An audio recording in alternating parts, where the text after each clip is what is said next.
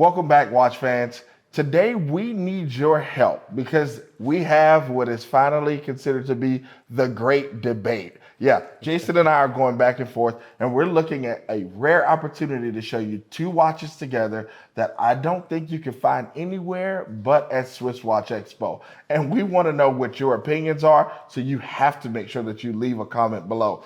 But Jason over here is telling me that there is no way that his John Mayer could ever have a competitor, that it could ever be anything to stand in that circle. And I'm going, listen, racing its way into that winner's circle is definitely this Zenith. Yeah, Zenith has given us a piece that definitely is going to compete, and we're here for a battle. So you tell us, what do you think makes your John Mayer, your Rolex Daytona, a little bit better? Well, this is the Rolex Daytona 116508 model, and what I absolutely love about it is yes, while Rolex has all these different nicknames like the Sprite, the Coke, Pepsi, I love that this is named after one of my favorite musical artists in the world, which is John Mayer. I love that he's a really professional guitar player, really inspired me to pick up the guitar. So I feel like I have a little bit of a bias towards that because of that cool nickname that this one has here.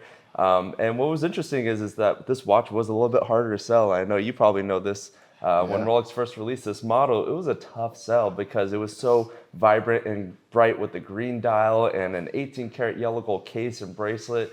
But it wasn't until John Mayer did an interview with Hodinkee back in 2019 where he really praised this watch, talking about how the green dial looks like a jelly bean green. And after that, it exploded. Everybody started really wanting this watch. Rolex couldn't keep it on their shelves. Now you have a huge wait list on this watch. And to have it nicknamed John Mayer, I just feel like really beats out the Zenith. But you let me know what you think, Ro. I mean, yes, you have a point. However, the fans get an opportunity to kind of nickname my Zenith on what they choose. And that's really fun too. So we want to know too, what's a name maybe you would give this watch? What's a nickname or something detail wise that you would say is really cool?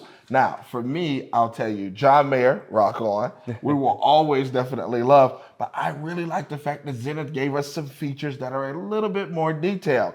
And for those of you who love horology and love watches, remember, we actually used to make the original Daytona movement as well. Yes, so, you are right about that one. I can't complain. yes. And one of the features that actually stands out too, and I love the fact that the company still did a difference, is the second hand. This is accurate to a 1/10 of a second. So it's a little bit different for timing, because a lot of people would actually say, oh, well, I can't really see what's going on the dial itself when I'm actually timing in that first, 10 to 60 seconds that's going around. Well, they took it and blew it up and made it where it spread all over the dial itself. So now I can say that this was actually finished in 2.4 seconds, or I could say 8.6 seconds, and it's going to be right on, spot on from where I stopped it. And I don't think that your Daytona can do that. I mean, 1/8 of a second on a chronograph function for the Daytona, I feel like for the average watch wearer and enthusiast, you're not going to notice too much of a difference unless you're really, counting down something, you're into races and you have to have it right so accurate. But for me, the Daytona just has so much history behind it. It's one of the most iconic pieces with Rolex. So I feel like I can overlook a little bit more of those kind of finer details that Zenith has in their movements.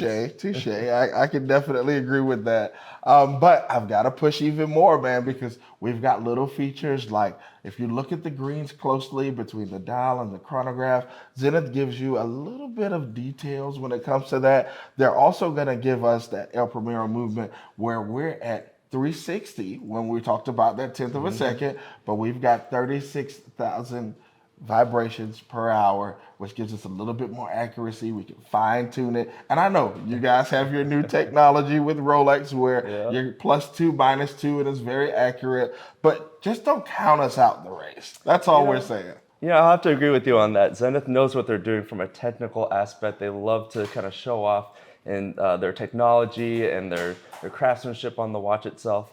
But you can't beat the refinement when it comes to Rolex. I mean, the way that the subdials are laid out, they're a little bit more separated. I'm not a huge fan of the kind of condensed subdials on the Zenith. I feel like they should be properly, kind of separated, have its own space with a typical chronograph function. And then, of course, I love the red accents that match the red Daytona logo on the dial itself. I think it just adds a little bit of pop that green really needs. But you let me know what you think about that. Yeah, I do. And I would actually have to stop and pay complete homage to Rolex. I'm a huge Rolex fan. Love them, worked for an authorized dealer for many years, been a trainer for them for many years.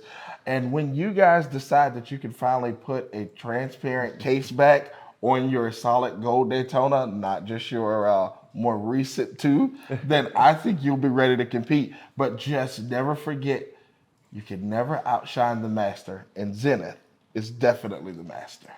Yes, I have to agree with you on that. I really wish Rolex started just doing a little bit more of those transparent backs, but they have.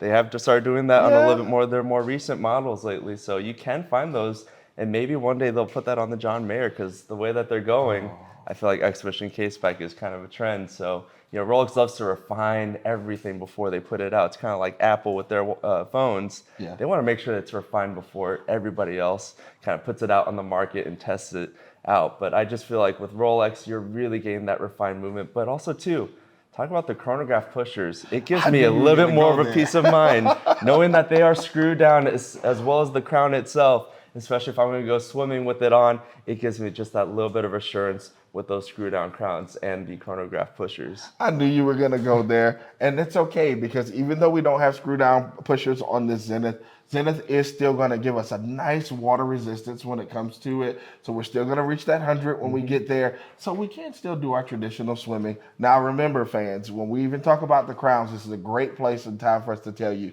don't forget, these are made for cold water sports.